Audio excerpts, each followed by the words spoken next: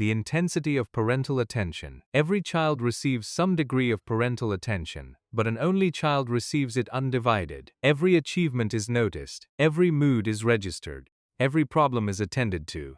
And while that sounds ideal, research shows it creates a very specific kind of pressure. 2007 study published in the Journal of Marriage and Family found that only children reported significantly higher levels of academic pressure from parents compared to children with siblings, not because the parents were harsher, but because there was no one else to carry the weight of expectation. You were it, and the brain adapts to that. Only children often develop an extraordinarily refined sensitivity to what other people, particularly authority figures, think of them, because from the very beginning, the attention of the most important people in your world was focused entirely on you. That sensitivity becomes an asset in many environments, but it also becomes a vulnerability.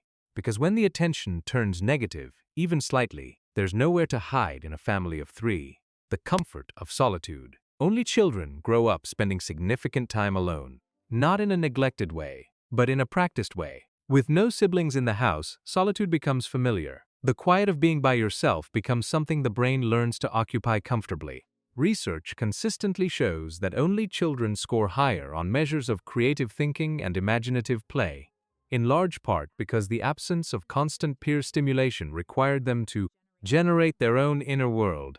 But this creates a pattern that follows into adulthood. Only children often find group social environments genuinely draining in a way that confuses them, not because they dislike people, but because their nervous system calibrated itself on low stimulus, high-depth interaction. One or two people at a time. A real conversation, not a performance. Large gatherings, the noise, the small talk, the constant social management can feel not just tiring but almost wrong on a sensory level. This isn't introversion by default.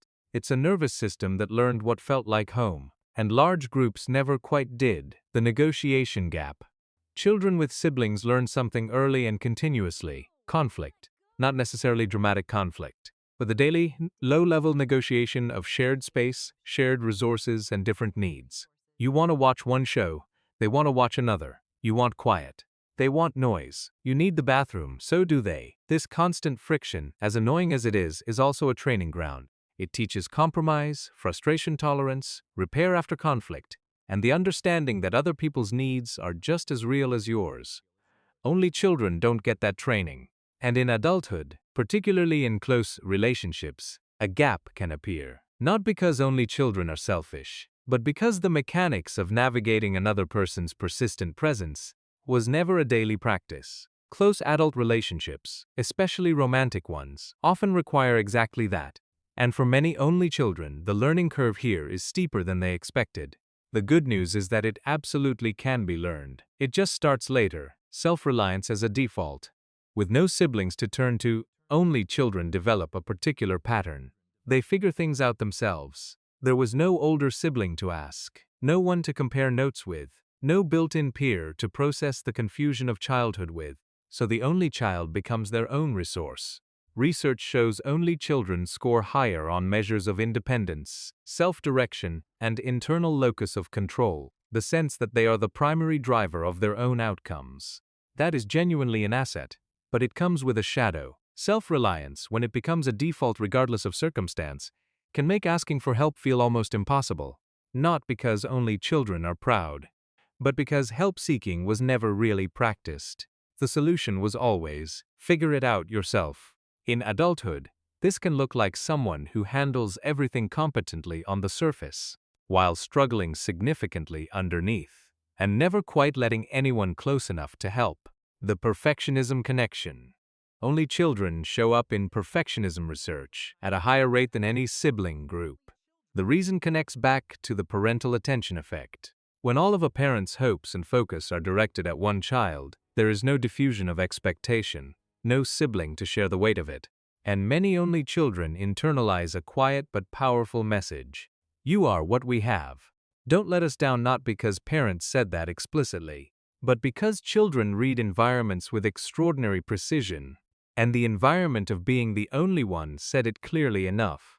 The result in adulthood is a perfectionism that isn't really about standards. It's about anxiety. Not I want to do this well, but I need to do this well, or something will go wrong. The fear underneath perfectionism for many only children is the fear of finally, publicly, being the disappointment that all that attention was depending on you not to be. Difficulty with peer conflict. Only children often have excellent relationships with adults. From early childhood, they spent far more time in adult company than children with siblings did.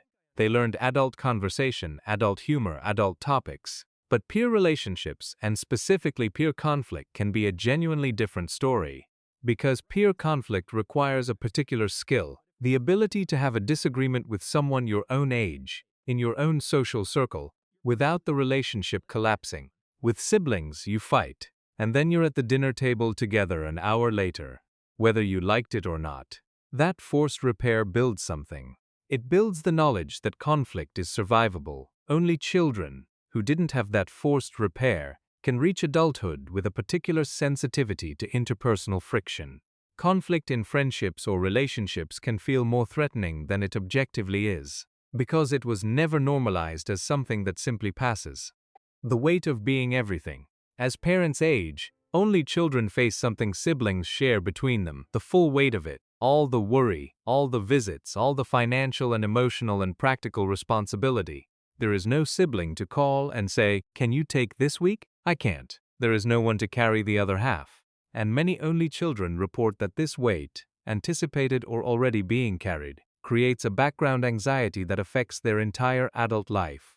But the weight starts much earlier than aging parents. It starts in childhood. When you are the only one, you carry the full emotional investment of two adults, all their hopes, all their fears, all their projections about what a successful child looks like. That weight is real, and it is often what drives the perfectionism, the self-reliance, the difficulty asking for help, because from the very beginning, you were the whole team. The identity clarity advantage. Here is something worth ending on. Because not everything about being an only child is a challenge. Research consistently shows that only children demonstrate stronger sense of individual identity than children who grew up with siblings. When you don't have a sibling to define yourself against, "No, I'm the smart one," or "I'm the funny one," relative to someone else, you develop your identity more independently. You figure out who you are based on your own interior experience, rather than as a position relative to others. This often translates into adults who have a clarity about their values and preferences that others work significantly harder to find. Only children tend to know what they like, what they don't, what they believe, not because they're stubborn, but because self-knowledge was built early, quietly, in all those hours spent alone with themselves. That's not nothing. In a world full of people who still don't know what they actually want, that's genuinely rare.